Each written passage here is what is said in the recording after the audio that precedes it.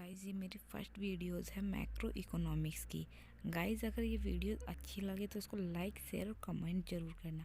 और गाइज़ ये बेसिकली मैं ये वीडियो पढ़कर बना रही हूँ, मैं कोई प्रोफेशनल टीचर नहीं हूँ। तो गाइज़ अगर कहीं कुछ वीडियो में कुछ भी डाउट लगे तो ज़रूर बताना। और इसकी नोट चाहिए PDF फॉर्म में तो कमेंट बॉक्स में कमेंट करना। टुडे इज़ क्या कि मैक्रो इकोनॉमिक्स क्या होती है। Macro economics aggregate investment, saving, consumption, production, total export and import. मतलब मैक्रो इकोनॉमिक्स क्या, मैक्रो इकोनॉमिक्स में हम वो इकोनॉमिक की स्टडी करते हैं, मतलब पूरी इकोनॉमिक में कितना कंजप्शन हो रहा है, कितनी सेविंग हो रही है, कितना इन्वेस्टमेंट हो रहा है, मतलब सब कुछ एग्रीगेट लेवल पर देखते हैं। Total demand and supply, aggregate demand कितनी हो रही है। और मैक्रो इकोनॉमिक्स जो वर्ड है वो ड्राइव किया गया है ग्रीक वर्ड मैक्रो से, जिसका मतलब है लार्ज। मैक्रो इकोनॉमिक्स डील करती है एग्रीगेट सप्लाई, डिमांड और इनकम एंड कंजप्शन में वो लेवल पर। अब हमारा नेक्स्ट टॉपिक है कि in the world of PA simulation. PA simulation क्या कहते हैं कि Y water is cheaper and diamond is not, कि पानी जो है हमारा वो चीपर क्यों है और डायमंड क्यों नहीं। तो इसका क्या मतलब है कि because water is available in excess and people do not have value of it, कि जो वाटर है, जो पानी है हमारे पास, उसकी अवेलेबिलिटी क्या है, बहुत ज़्यादा है, जिसे क्या करते हैं पीपल इसकी वैल्यू को नहीं समझते हैं। और जो डायमंड है is not available, it is rare expensive, people demand more of it. और जो हमारा डायमंड है वो बहुत ही कम अवेलेबल है, बहुत ही रेयर है और बहुत ही ज़्यादा एक्सपेंसिव है, तो पीपल क्या करते हैं उसकी बहुत ज़्यादा डिमांड करते हैं। पीपल उसकी डायमंड की वैल्यू को समझते हैं क्योंकि वो बहुत ही एक्सपेंसिव होता है और बहुत ज़्यादा रेयर मिलता है और बहुत कम मात्रा में मिलता है। That's why water is cheaper and diamond is expensive, इसलिए जो हमारा पानी है वो चीपर है और डायमंड क्या है, बहुत ज़्यादा एक्सपेंसिव है। फिर आता है हमारा under developed countries. Under developed countries क्या होती हैं। Under developed countries they do not use resources as their requirement, मतलब उनकी रिक्वायरमेंट के अकॉर्डिंग और प्रॉपरली, मैं उनकी रिक्वायरमेंट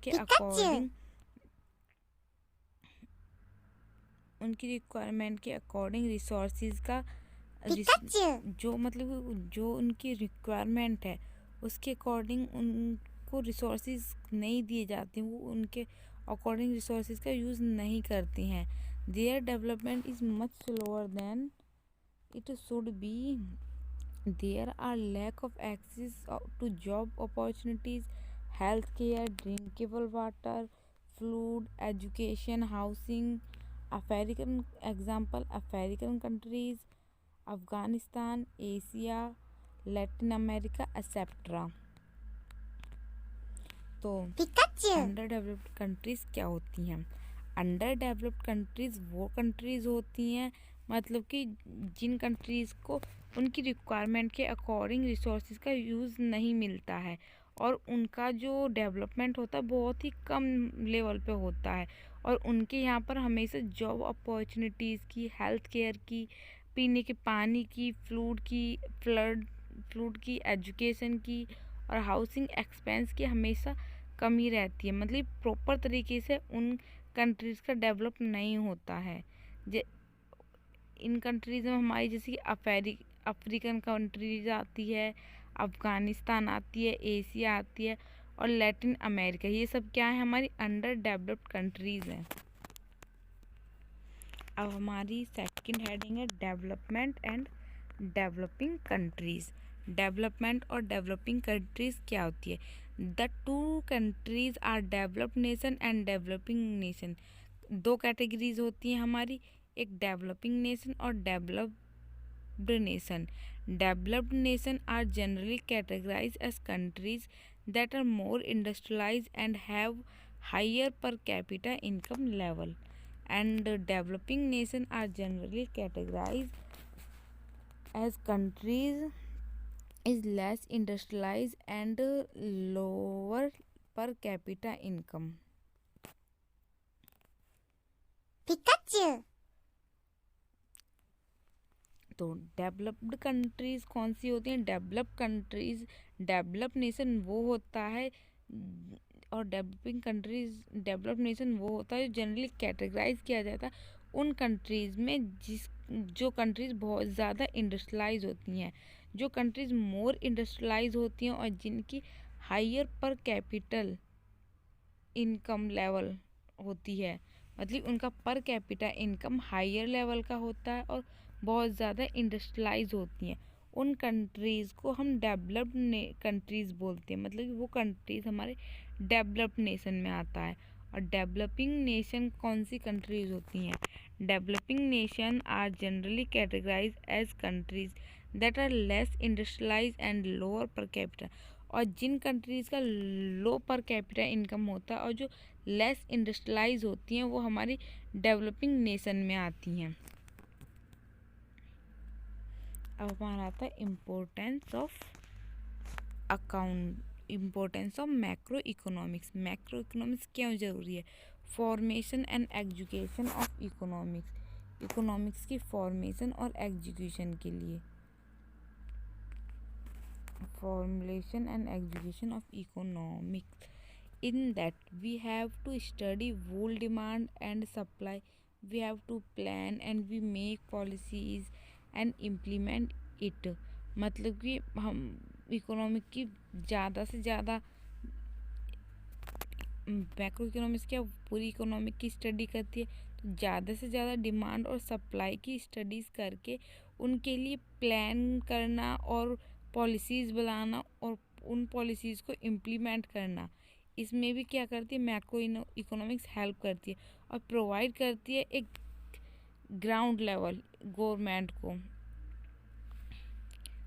जैसे कि एग्जांपल लॉ ऑफ DMU, फिर स्टडी ऑफ इकोनॉमिक डेवलपमेंट, ये इकोनॉमिक के डेवलपमेंट में भी हेल्प करती है, ग्रोथ बढ़ाती है इकोनॉमिक की,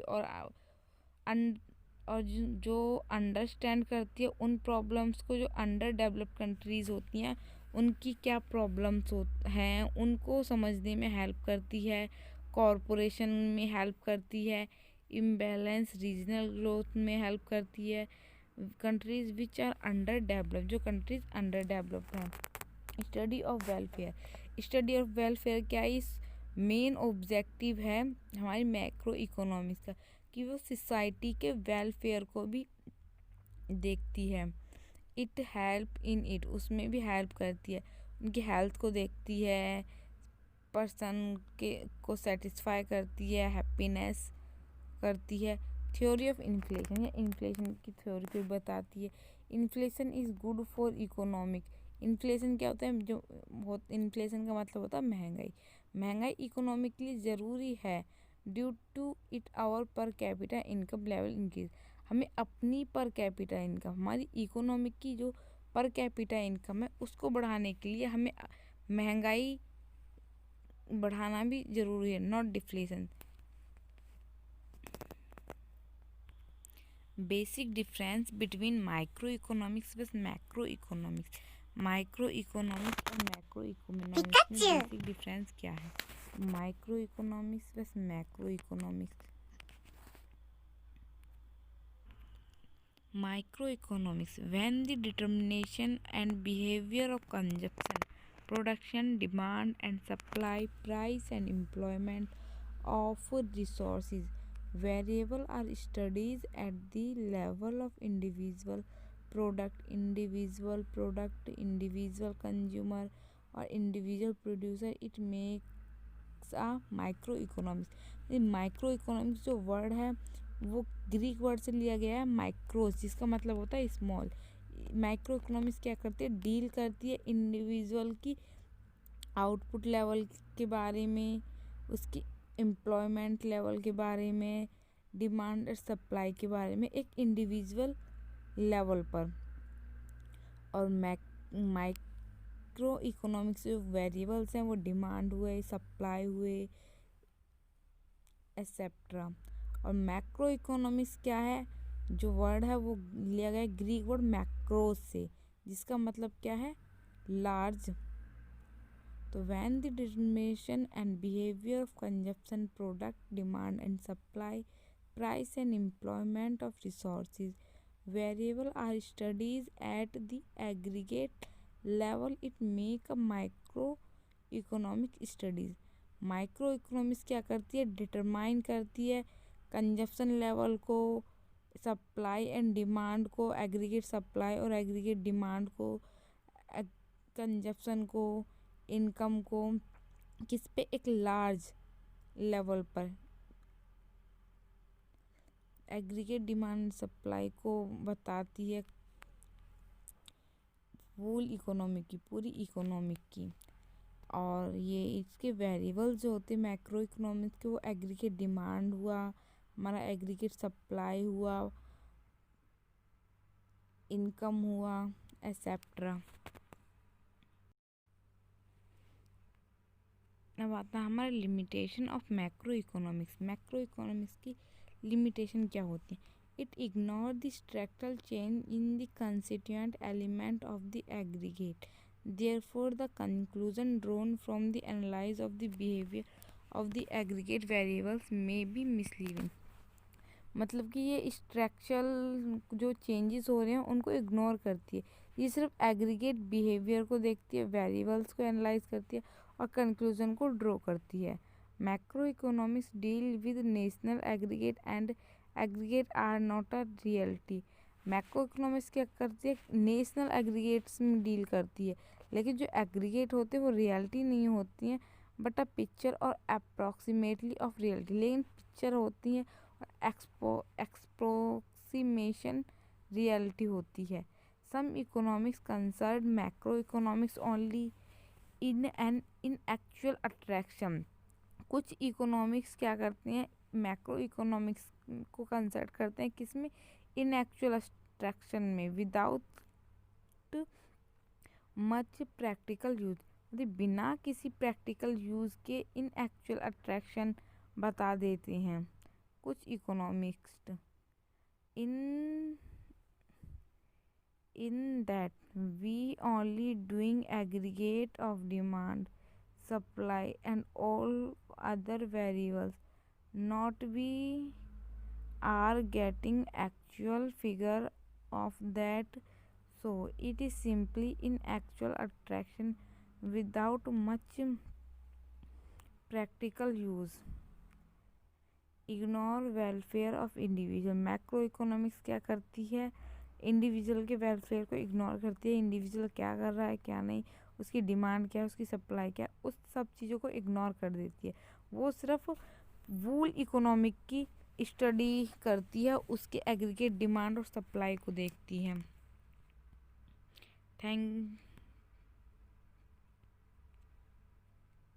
thank you for watching this video guys. अगर वीडियो अच्छी हो तो लाइक, कमेंट और सब्सक्राइब ज़रूर करना।